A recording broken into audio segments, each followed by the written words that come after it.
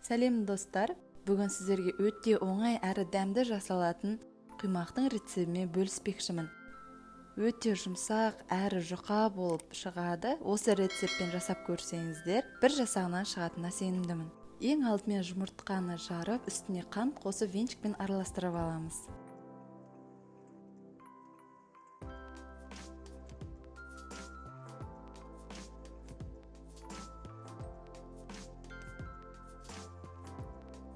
Қантты ерігенше жақсылап араластырып алыңыздар. Одан кейін тұзды қосып тағы да араластырамыз. Тұзды кішкентай қасықтың жартысымен қосамыз және де тағы да венчикпен араластырамыз. Електен өткізілген ұнымызды осылай саламыз. Ұнның 1/3 бөлігін саламыз. Оның үстіне жылы сүтті құйып араластырамыз. Осылайша алма кезек сүт пен ұнды араластырып отырып құямыз. Сол кезде біздің массамыз жақсы шығады. Және де сүт бізде жылы болу керек, салқын сүт қоспаймыз.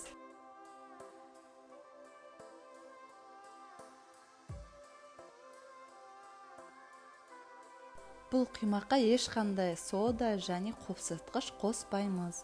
Дәл осы рецептіне жасасаңыздар, өте дәмді блинныйдың рецебін аласыздар. Қажетті заттардың мөлшері видеода және де описание бөлімінде жазылған.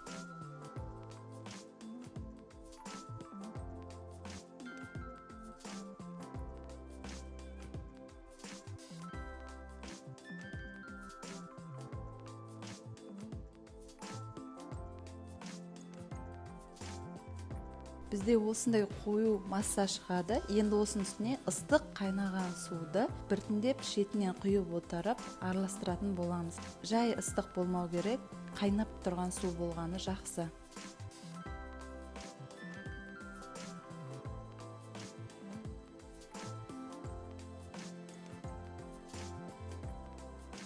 Ең соңында 3 ас қасық сұйық майды үстіне қосып жақсылап массамызды араластырамыз.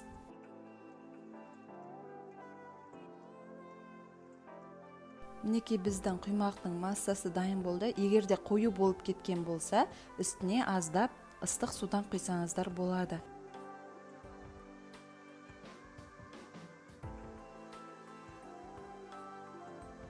Табамызды қыздырып, ең бірінші пісірген кезде сұйық маймен майлап аламыз.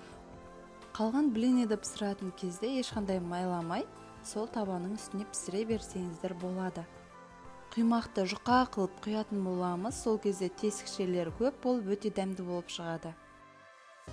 Бір жағы қызарғаннан кейін бірден ауыстырып, екінші жағына қоямыз. Бір құймақты пісірғанға жалпы 1-2 минут жеткілікті.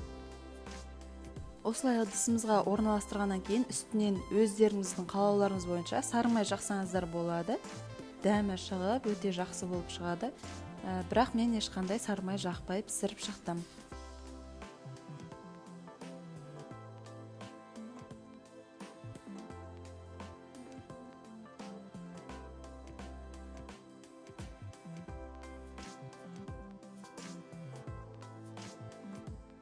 Мінекей біздің құймақтарымыз осындай тесігі көп және де өте жұқа болып пісіп шығады.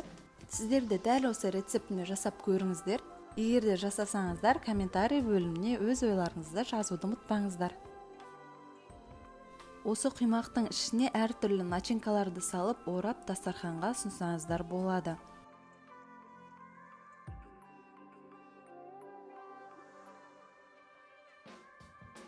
Мінекей біздің үй жағдайында оңай әрі жылдам жасалатын өте дәмді блинниларымыз дайын болды.